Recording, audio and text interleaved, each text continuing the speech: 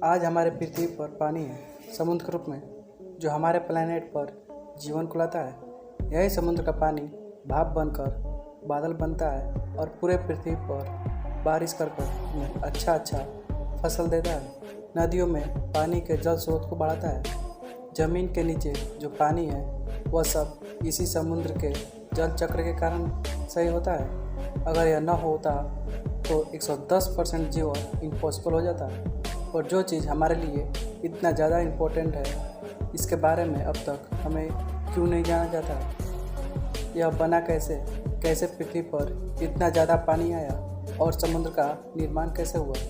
न जाने इस समुद्र के कारण इस दुनिया में क्या क्या हो रहा है, कितना ज़्यादा ट्रेड हो रहा है और कितना लड़ाइयाँ भी हो रही हैं। तो चलिए इसलिए आज आपको बताते हैं कि पृथ्वी पर समुद्र का निर्माण कैसे हुआ। तो नए व्यूअर्स जल्दी से एक लाइक और सब्सक्राइब कर दें। आज से 450 करोड़ साल पहले हमारे पृथ्वी का निर्माण हो रहा था। उसी समय हमारे सौरमंडल का निर्माण भी हो रहा था। जाहिर सी बात है, जब सौरमंडल का निर्माण होगा तभी पृथ्वी का निर्माण होगा। जब पृथ्वी का निर्माण हो रहा था उस समय पृथ्वी बिल्कुल उबलते हुए, खौलते हुए एवं पिघलते हुए एक गोला हुआ करता था, जहाँ पृथ्वी के चारों ओर केवल और केवल पिघले हुए लावा तरल रूप में बहते रहते थे।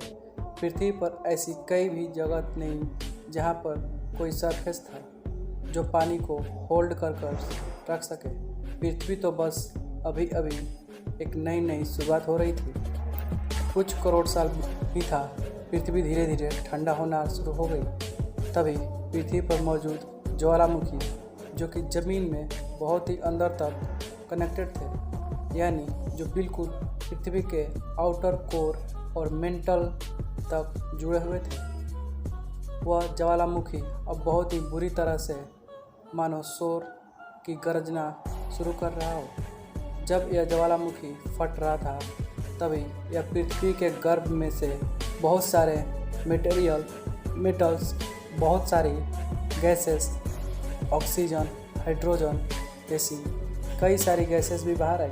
के साथ साथ जब ज्वालामुखी की शांत हो गई, अब पृथ्वी के गर्भ में से सारी की सारी गैसेस को बाहर उड़ेल दिए। जब ज्वालामुखी शांत हो गई, अब पृथ्वी के गर्भ में से सारी की सारी गैस को बाहर उड़ेल दिए। तब पृथ्वी धीरे धीरे ठंडे होने लगी और बाहर निकली हुई गैस अब बादल के रूप में लेना शुरू हो गई। यही बादल धीरे धीरे कंडेंस होकर पृथ्वी पर बरसने लगे और बरसने लगे। जब यह बरसात शुरू हुई तो हजारों साल तक लगातार पृथ्वी पर बारिश होती रही।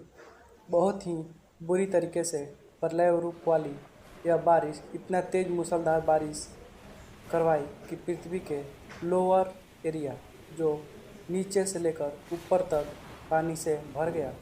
उस समय पृथ्वी पर अब पानी आ चुका था, लेकिन वैज्ञानिकों के अनुसार लगाया कि जब पृथ्वी पर यह बादल बरसकर पानी ले चुका था, उस वक्त पृथ्वी पर अभी के समय में मौजूदा पानी केवल 50% ही बरसात के रूप में आया था।